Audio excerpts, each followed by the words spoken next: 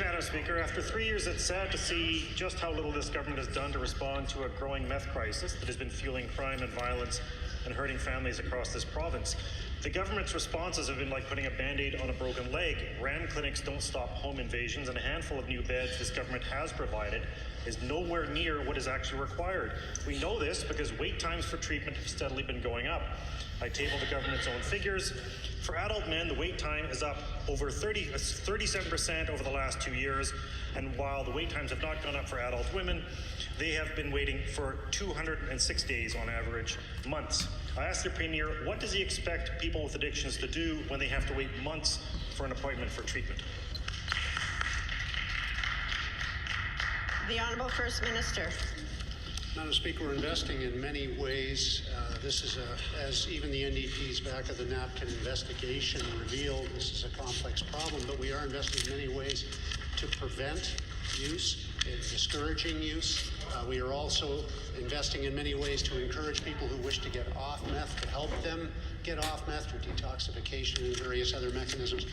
But I would encourage the member to be consistent in his application of his questions and in his positions as leader of the Liberal Party. And I'll read a quote to you. In fact, parties who fail to get 10% of the vote aren't eligible for a rebate. But the goal of this arbitrary number is clear: to discourage independents and smaller parties from running and to undermine their finances. Subsidies, it would appear, are for winners only. This was the member's comment in respect of the campaign kickback program, which we are eliminating.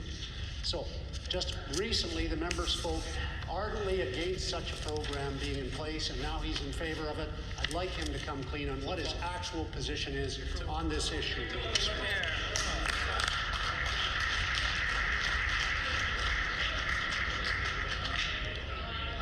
Order. Order. Order. I have not yet recognized the member. The Honourable Leader of the Second Opposition on a supplementary question. Thank you, Madam Speaker. I've spoken to a number of people who are concerned that as the weather gets better, the meth crisis is only going to get worse, not just in Winnipeg, but in every community across Manitoba.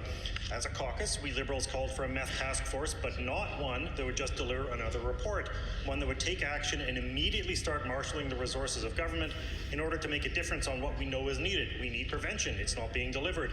We need mental health care. It's not being delivered. We need drug stabilization units so people suffering from meth psychosis are not a threat to themselves and others, because we don't have them, so they aren't just kept in jail instead. We need treatment programs that aren't just catch and release, but where people can stay as long as it takes to get better. Given the number of plans and reports still sitting on the shelf on so many issues, why should Manitobans have any confidence that this newest task force report will be acted on? The Honourable First Minister. Madam Speaker, we're offering flexible withdrawal management services. We've got 6 new mental health beds at HSC. We've expanded capacity for women's treatment with 12 beds at AFM. Provincial take-home naloxone program in 17 last year. 5 RAM clinics. We continue to look for other options to deal with this difficult challenge. The member needs to show some consistency in his positions. Here's another quote. Was it wrong to raise the PST? Yes. It broke an election promise, and it's a regressive tax. It hits low-income earners and small businesses harder than people with high incomes or big corps. Who said that, Madam Speaker? The Liberal leader said that. Last week he said he was for it. He's got to get consistent and decide. What's his position? Is he with Manitoba taxpayers, or is he against them, Madam Speaker?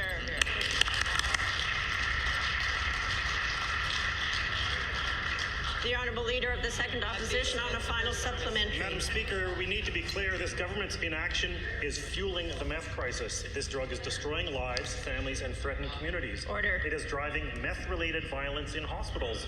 Winnipeg Police Chief Danny Smythe recently said 2019 is off to a bad start because meth was involved in 6 of 7 homicides. And the organized crime unit says meth, being cheap and easily available, has changed the landscape of Winnipeg.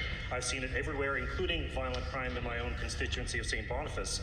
When police come across someone who is high on meth or in meth psychosis, the only option they have is to arrest them, and there is no place to take them but jail. The federal government has offered $400 million over the next 10 years, half of which is supposed to fund mental health care. Has this government signed the deal yet? If not, why not? And if so, what took so long? The Honourable First Minister. Madam Speaker, I know that the member, as all of us do, take this issue very seriously, but he shouldn't look for instant solutions or in terms of solutions to simply point the finger. There are unintended consequences when things happen. One of the causative factors may well be the rush by his federal Liberal friends to push cannabis out legally and encourage the Manitoba Warriors and others to begin marketing other products. This is an unintended consequence, which we, according to many police officers, are experiencing now. I don't wish to point fingers at the federal government. I simply Order. say we are investing in many, many different ways, Madam Speaker.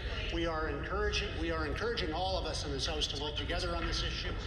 The member chooses to seek partisan advantage. That is his choice.